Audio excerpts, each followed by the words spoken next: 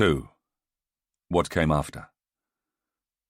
Back in Britain, the Daily Sketch newspaper of the 7th of June reported on its front page, "Fierce fighting in streets of Caen. First wave all set for land battles, loss much less than expected." The main headline asserted, "The beaches are clear, Montgomery is pleased." Here was a characteristic wartime media mingling of reality and fantasy, sanitized by the blue pencil of the censor. It was true that the Allies had got ashore at acceptable cost and secured defensible positions. It was false that the invaders were in Caen. The outcome of D-Day fell significantly short of Montgomery's proclaimed ambitions and expectations, though not those of most sensible British and American commanders. For many of the men who landed on the 6th of June, it was a source of surprise and indeed dismay to discover that their life-threatening experiences, far from having ended with the success of the assault, were instead scarcely begun. Hugh Collinson, an artillery FOO, awoke on the morning of the 7th, feeling very cheerful and starting to enjoy myself after the terrors of the previous day. His sunny spirits did not last long. He was first strafed into a ditch by Luftwaffe FW-190s, then a mortar bomb exploded in the midst of his team, wounding all of them. I lay down by the side of the road, oozing blood. Stretcher bearers appeared within 10 minutes. By 9 p.m, I was on my way home with a nice, blighty one. He added the droll reflection, 4 3/4 years training for this.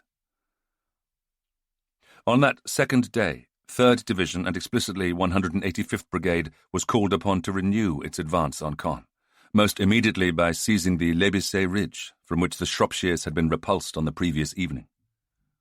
Considerable anger had been relayed down from the summits of command, in fact from Montgomery himself, about the formation's perceived failure to achieve his D-Day objectives. Now, unfortunately, instead of Rennie's units starting out the following morning in positions from which they could deliver a powerful, concentrated thrust, they were dispersed within the sword perimeter, shoring up perceived weak places, in Robin Dunn's jaundiced view, still dancing to the enemy's tune. The Lincolns of 9th Brigade were dug in just south of Lyon-sur-Mer, the Borderers at Saint-Aubin, and 2nd Ulsters behind the Perrier Ridge, in case the Germans attempted a new counter-attack on that flank, as happened late in the afternoon.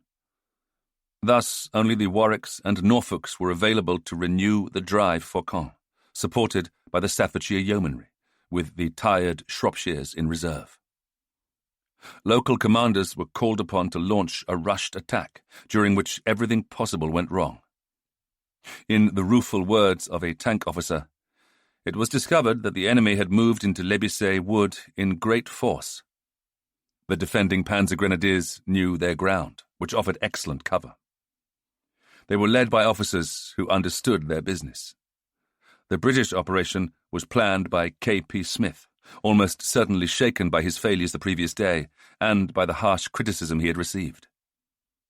The great General Bill Slim told his officers in a wartime lecture, "Every important battle develops to a point where there is no real control by senior commanders. Each soldier feels himself to be alone. The dominant feeling of the battlefield, gentlemen, is loneliness."